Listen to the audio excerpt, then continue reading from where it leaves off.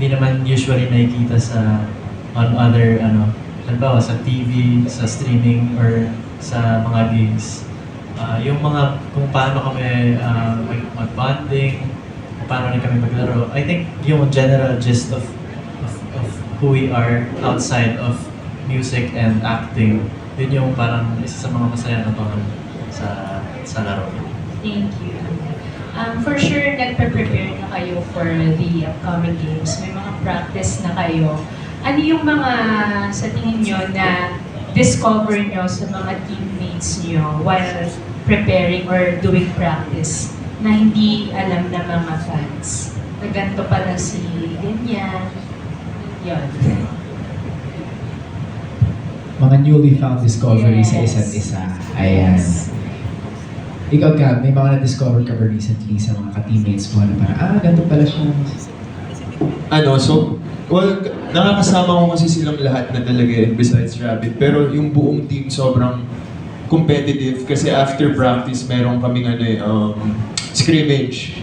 So magkalaban yung team and lahat tayo nagpapatalo. So one time si Wilbert sobrang ganda ng laro niya na cramps pa nga siya sa giving his 100% effort. Pinost niya ata yun pero yun, na-cramps siya kasi we were playing scrimmages the whole time.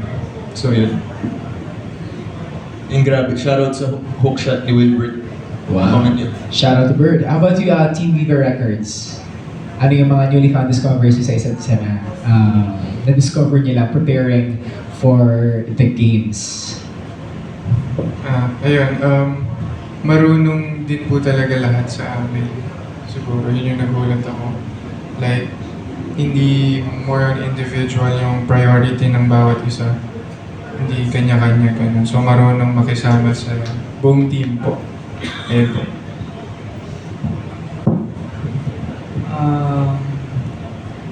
Siguro yung ayun din niya yung sinabi ni Adi.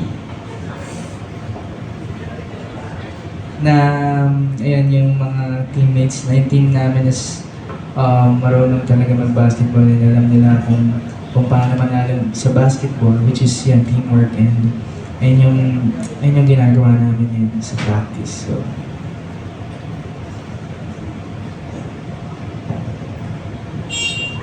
Ikaw naman yan.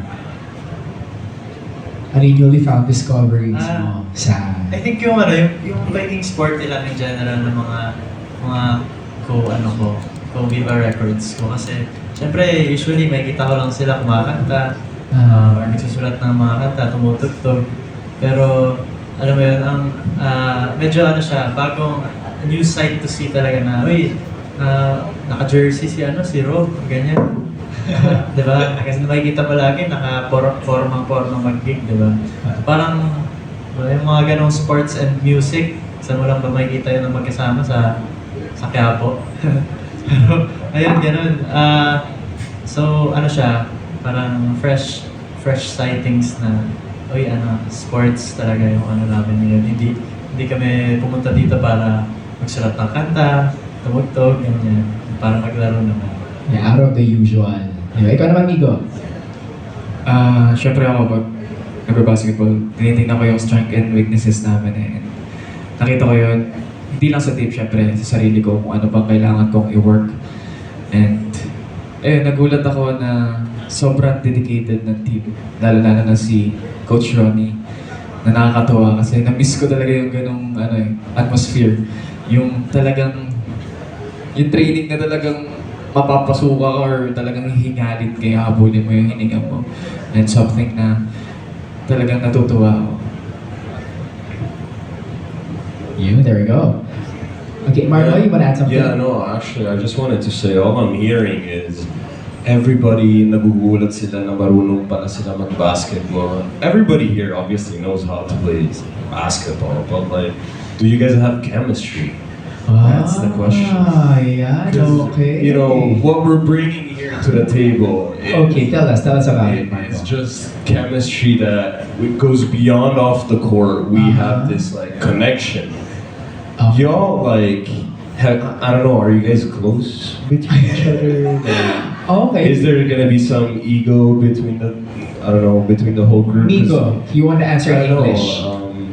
Ako honestly, kasi before, lagi kami naglalaro ng boys eh. And ako confident ako na yung chemistry namin talagang walang katulad. Oh. And kami kasi competitive kami at the same time nag-enjoy kami. And tingin ko, ayun yung reason kung bakit mag-work kami as a team. And feel ko may laban naman, Kuya Marco. So Nico, feeling mo kaya mo tapatan si Marco? Oo naman, kahit sino naman eh. Kahit sino yung tapat. Kasi, Oh my god, sure dude. love you, bro. Just also letting you know, we didn't need an import. We're all original Viva 1. Okay. So how about you talk when you guys don't have an import? Yeah? Marco, tama na, No? makakarawahin tayo dyan. Bro, tama na please, tama na. They get it. Hindi ka kaya karawahin yan. I'm gonna eat you at the game, bro. Si Amiel, anong pang-rebut mo doon? Gusto ko ta marinig mag-rebut. Ano yung, how are you gonna sell your team aims? Kay Marco, paano yung pang-rebut mo, yung ano mo kay Marco? Ano masabi mo? Yes, I agree. I agree with everything that you said. Siguro na kayo, chill lang kayo, but magkita-kita na lang tayo sa court. Yes, Yun na lang. let's make the game do the talk. We're not gonna speak much, but we're gonna see each other in the court. Tama. Marco, satisfied? Marco Galo, satisfied ka naman sa ano nila? I know, I'm just setting the tone, you know? Alright, beautiful. Thank you so much. Okay, now we are down to our last person who's gonna ask a question. We have from Abante tonight, Roldan Castro. Hi, Sir Roldan. Kanina po nabanggit nyo ng coach nyo ay si Jerry Codinera and si Sir Ronnie Magsanov. So, kumusta po siya? Stricto ba sila? Ano po yung mga na-discover nyo sa dalawang ito? Sa amin po, si Coach Ronnie nung una naming training, very ano lang siya, parang chill lang. Pero napansin ko as the trainings go by, mas naging stricto siya. And I think that's a good thing kasi parang mas nagtitiwala siya sa amin na kaya namin sumabay unti-unti sa kung ano yung standards niya.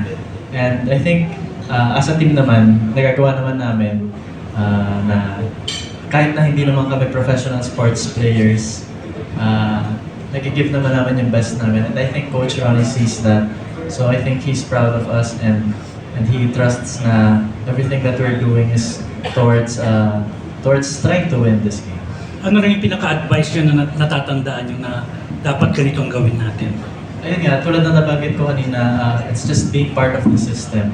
Na kapag sama-sama naming kinahak tong daan na trying to win, I think we're going to have better chances if we just do this thing together and not be individualistic in this game. Okay, thank you. Sa Team Bibawang, kay Sir Jerry Codinera. Yeah, si Coach Jerry, syempre one of the Hall of Fame PBA players, so we're so grateful na siya yung coach namin. And nakakatuwa nga sa scrimmage po kasi he plays with us. So very competitive din siya and syempre ayaw niya nagpapatalo, so yun yung lagi niyang sinasabi sa amin. Basta have a chemistry, run and run and run, maging kondisyon, and just enjoy the game. Kasi pagdating doon, just give 100%. Okay, so yung last question ko, paano kung i-career talaga ng coach nyo na mag-training kayo sa dagat? Pabor ba kayo? At dapat ba talaga na mag-train sa dagat? Kasi yung iba sinasabi, basketball naman to, hindi naman to swimming, something like that. Pero yung iba sasabi nila pampalakas to ng buto-buto or something. Anong opinion nyo dyan? Siguro po sa swimming pool muna, para relax lang. Mhm.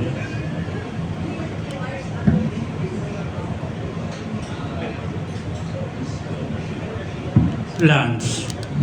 Okay, in my opinion po, I actually went through water training, pero sa pool lang din naman, para kontrolado lang din because we can't really, kasi pag inabot na po sa dagat, we can't really know what to expect.